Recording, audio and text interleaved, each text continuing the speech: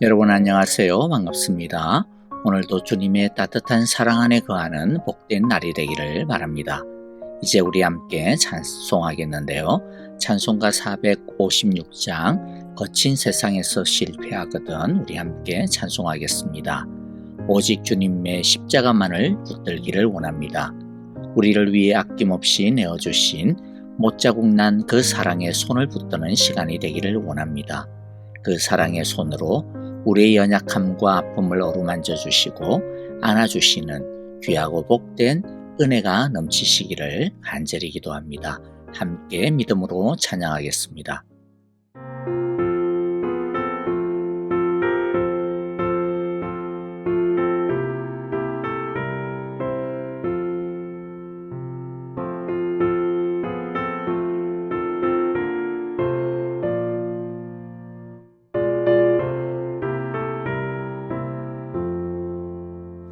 거친 세상에서 실패하거든 그 손 못자국만 져라.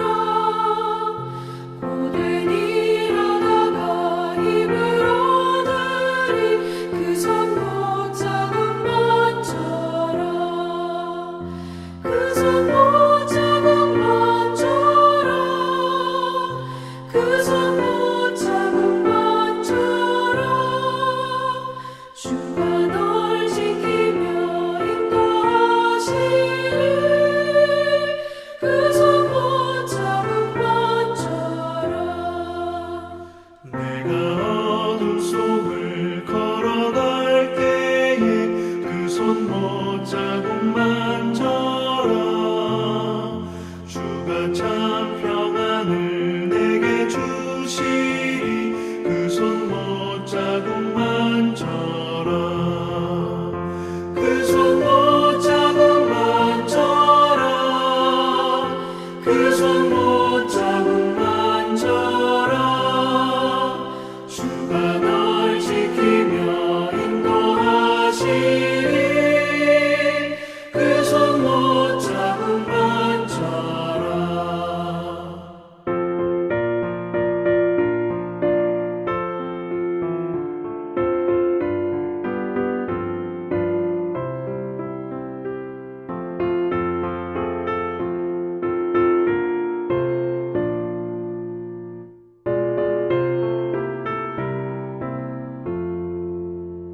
내가 부활의 주 따라가려면 그 손 못자국만 져라. 내가 주 안에서 길이 살리라 그 손 못자국만 져라. 그 손 못자국만 져라. 그 손 못자국만 져라. 주가 널 지키며 인도하시리 그 손 못자국만 져라. 너의 죄악의 짐 무거울 때에 그 손 못자국만 져라. 마른 문 열고서 주를 모셔라 그 손 못자국만 져라. 그 손 못자국만 져라. 그 손 못자국만 져라. 주가 널 지키며 인도하시리 그 손 못자국만 져라.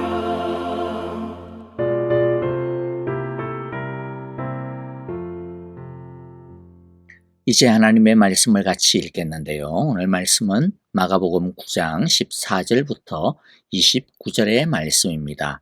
14절부터 우리 한 절씩 같이 읽겠습니다. 그들이 다른 제자들에게 와서 보니 큰 무리가 그 제자들을 둘러싸고 있고 율법학자들이 그들과 논쟁을 하고 있었다.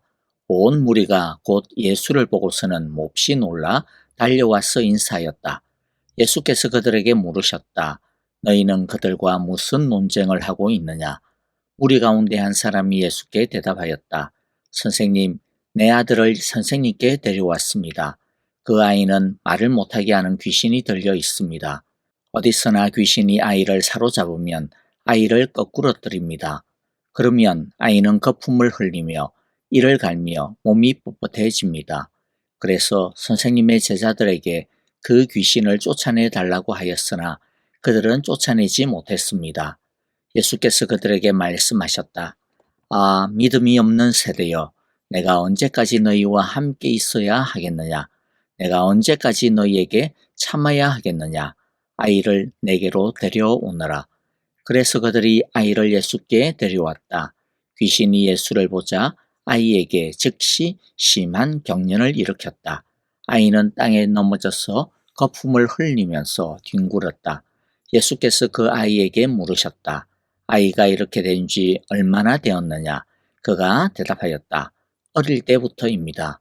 귀신이 그 아이를 죽이려고 여러 번 불 속에도 던지고 물 속에도 던졌습니다. 하실 수 있으면 우리를 불쌍히 여기시고 도와주십시오. 예수께서 그에게 말씀하셨다. 할 수 있으면이 무슨 말이냐? 믿는 사람에게는 모든 일이 가능하다. 그 아이 아버지는 큰 소리로 외쳐 말했다. 내가 믿습니다. 믿음 없는 나를 도와주십시오. 예수께서 무리가 어울려 달려오는 것을 보시고 악한 귀신을 꾸짖어 말씀하셨다. 벙어리와 기머거리가 되게 하는 귀신아, 내가 너에게 명한다.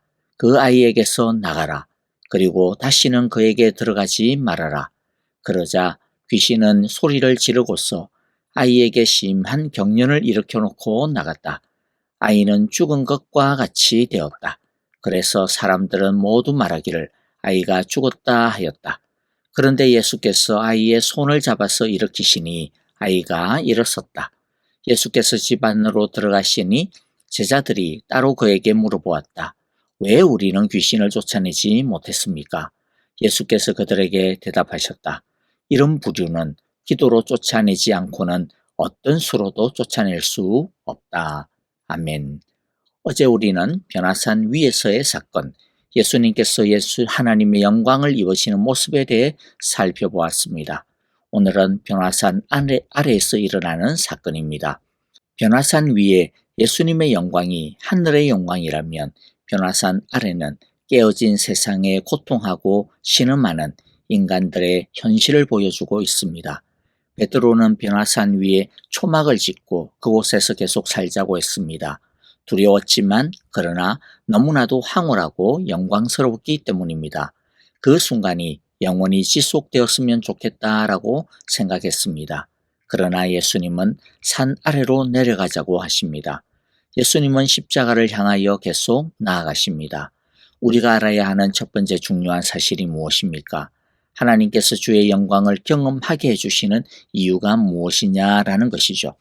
우리에게 은혜의 충만함을 맛보시게 하시는 이유가 무엇일까요? 그것은 우리로 하여금 다시 세상 속으로 들어가게 하시기 위해서입니다. 세상 속에서 예수 잘 믿고 믿음으로 승리하게 하기 위해서입니다. 다른 말로 하면 여러분, 우리가 은혜 받는 이유가 무엇입니까? 우리가 주여 우리에게 은혜를 주옵소서, 우리로 하여금 주님의 영광을 보게 해주십시오. 성령 충만하게 하여 주소서, 주의 사랑 안에 거하게 하소서. 우리가 그렇게 목이 쉬어가라고 하며 부르짖으며 은혜와 영광을 얻기를 갈망해야 하는 이유가 무엇입니까? 그 체험이 너무 기분이 좋아서 그것을 느끼기 위해서가 아닙니다. 그렇게 은혜 받고 영광을 경험하면 뭔가 믿음이 좋아지는 카타르시스를 느끼니까 그게 좋아서도 아닙니다. 이유가 있다면 산을 내려가기 위해서입니다. 예수님을 거부하고 조롱하고 대적하는 불신앙이 판을 치는 이 세상에 맞서기 위해서입니다. 악한 세력에 사로잡혀서 고통하고 있는 이 세상으로 내려가 이 땅을 섬기고 치유하기 위해서입니다. 예수님은 이 세상에서 잘 싸우게 하기 위해 우리에게 당신의 영광을 보게 해주십니다.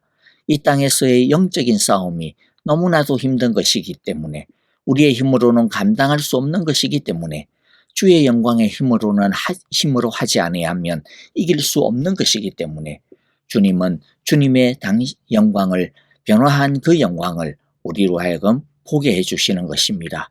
그래서 영광을 경험한 후에는 더 이상 산 위에 있으면 안 됩니다. 우리의 믿음의 현장이요, 섬김의 현장이요, 사랑의 현장이요, 미션의 현장인 산 아래로 내려가야 하는 것입니다. 그런데 간혹 보면 은혜 받고 난 다음 오히려 자꾸만 교회 안으로만 모이려고 하는, 예수 믿는 사람들끼리만 뭉치려고 하는 그런 경향들을 보게 되어지는데요. 물론 이 세상은 악하고 믿음대로 사는 것도 너무 힘들고 예수 안 믿는 사람들이랑은 생각도 다르고 말도 안 통하는 것 같고 그래서 사실 너무 불편하기도 하죠. 그런데 반면에 은혜를 사모하는 사람들끼리 모이면 뜨거워지는 것 같고 하나님의 나라를 위해 뭔가 살아가는 것 같은 느낌이 또 들고 그런 보람과 편안함을 느끼게 되죠. 어쩌면 자연스러운 현상이랄 수도 있을 겁니다. 그런데 그것은 그냥 우리가 편한 것입니다. 여러분, 그런데 우리가 은혜 받는 것은 우리가 편해지자고 은혜 받는 것이 아니라는 것이죠. 우리가 성경을 보면 예수님의 경우도 한번 보세요.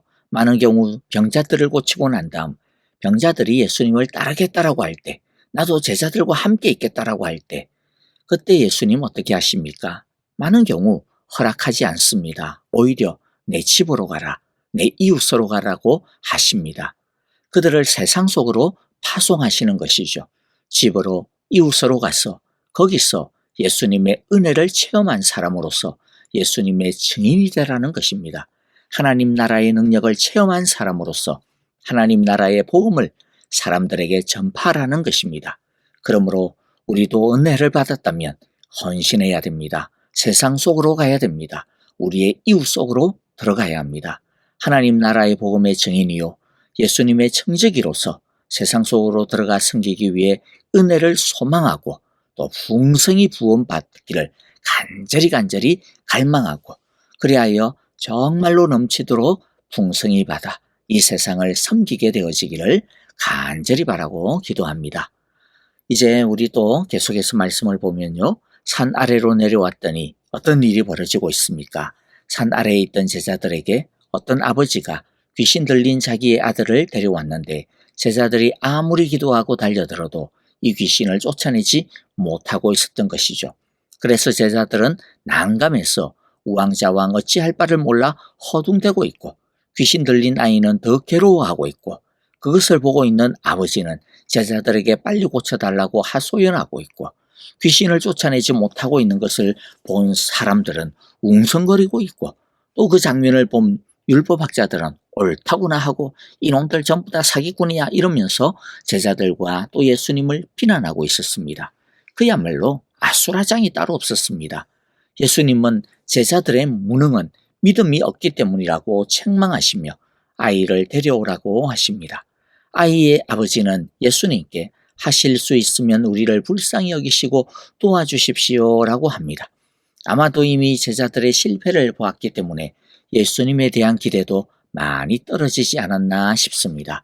그래서 지푸라기라도 잡는 마음으로 그냥 예수님께 고쳐달라고 하기는 하지만은 그러나 진실한 믿음으로 예수님을 의지하는 것은 아니었습니다.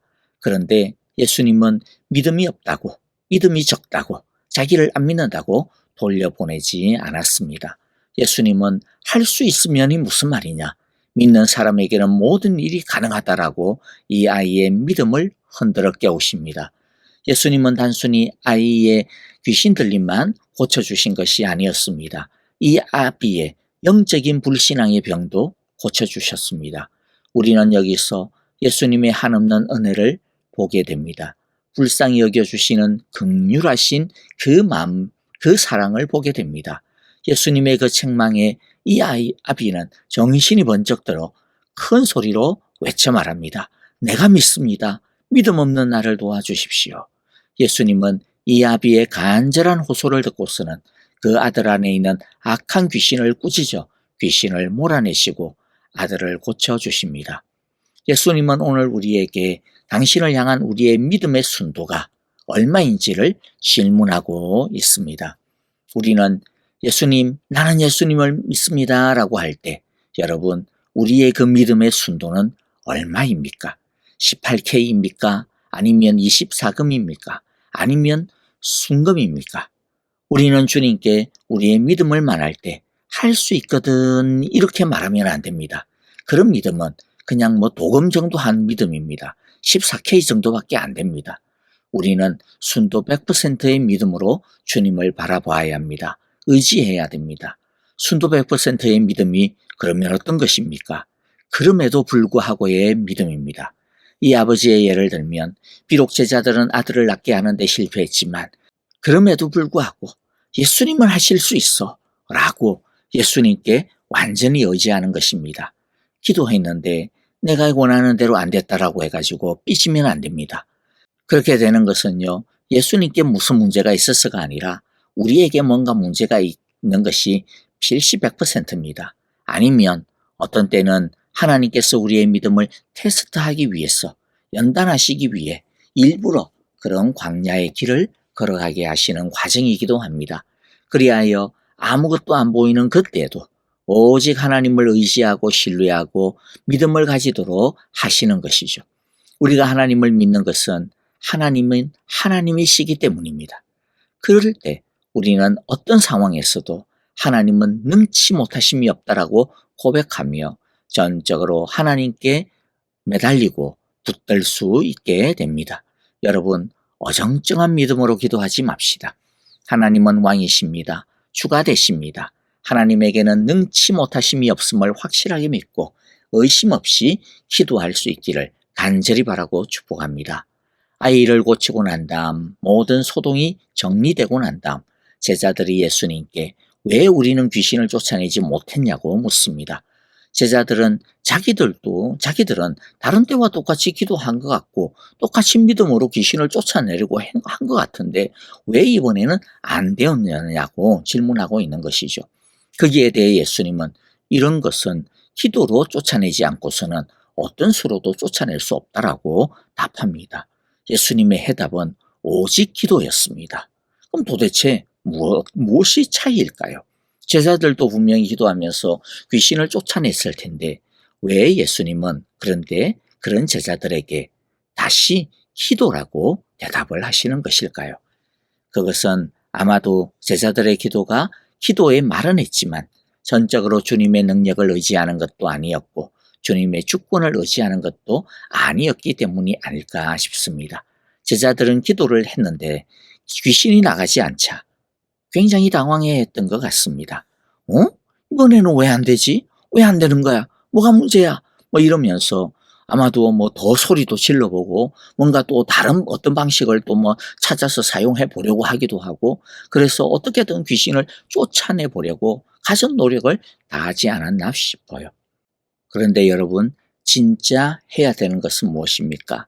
가진 노력이 아니라 진심으로 전적으로 하나님을 의지하는 온전한 기도라는 것이죠.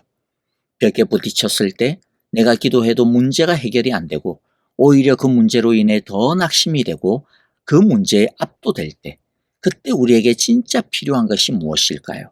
그럴수록 더 하나님만을 의지하는 것입니다.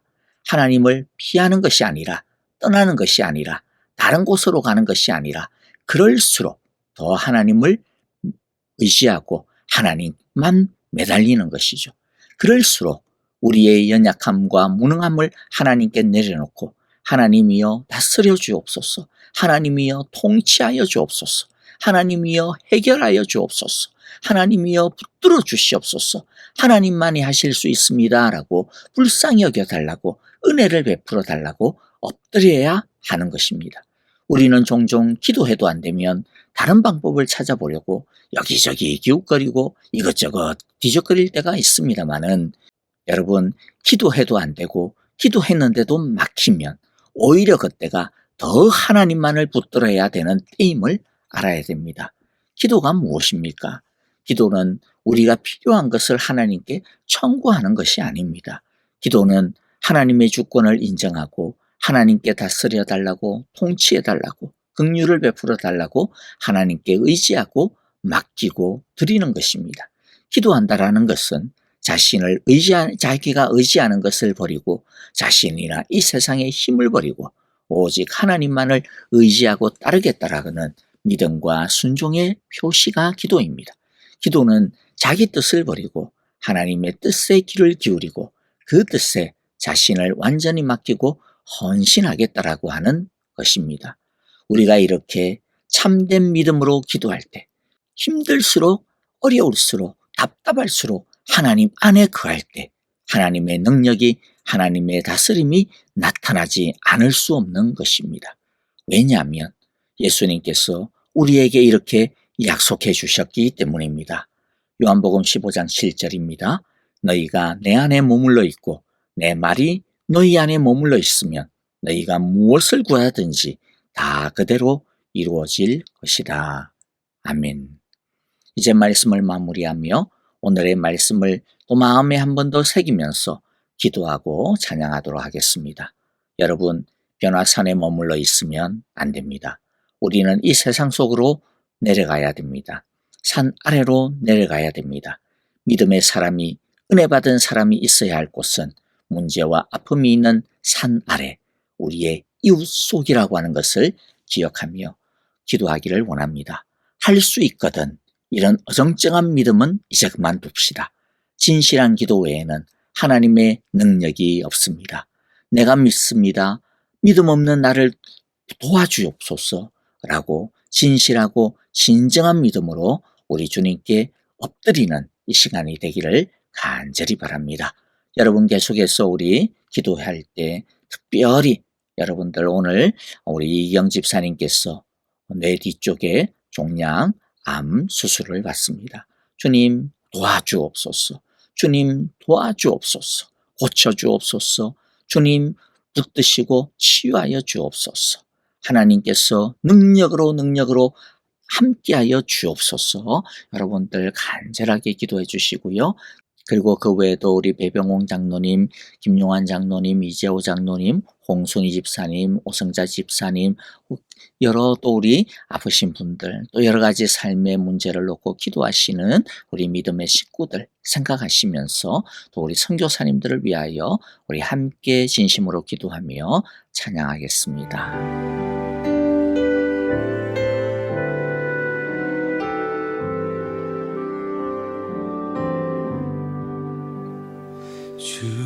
주님여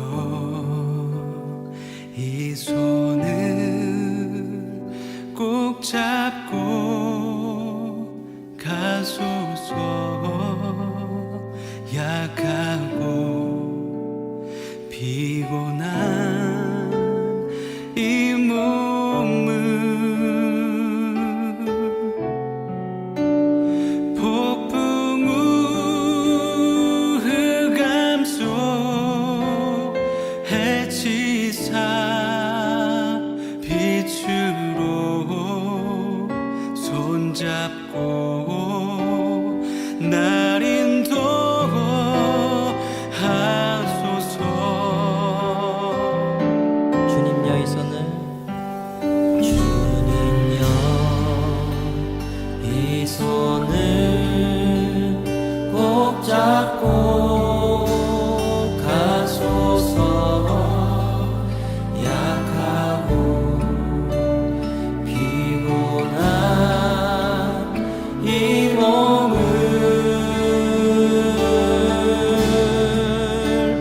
폭풍 우 흑암 속 해치사 빛으로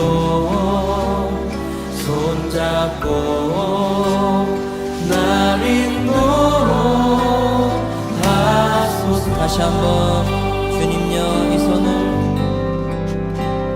주님여 이 손을 꼭 잡고 가소서.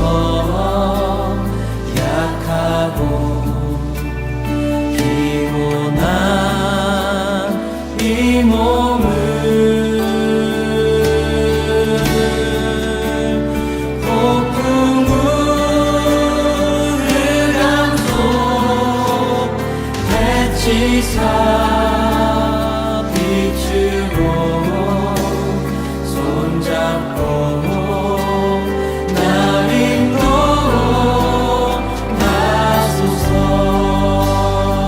인생이 힘들고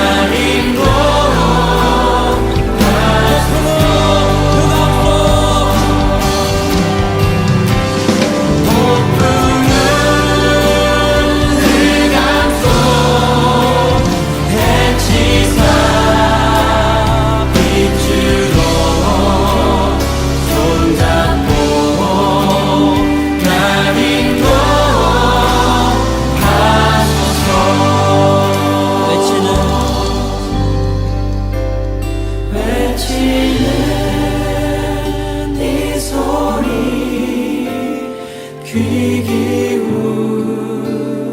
기울이시사 손잡고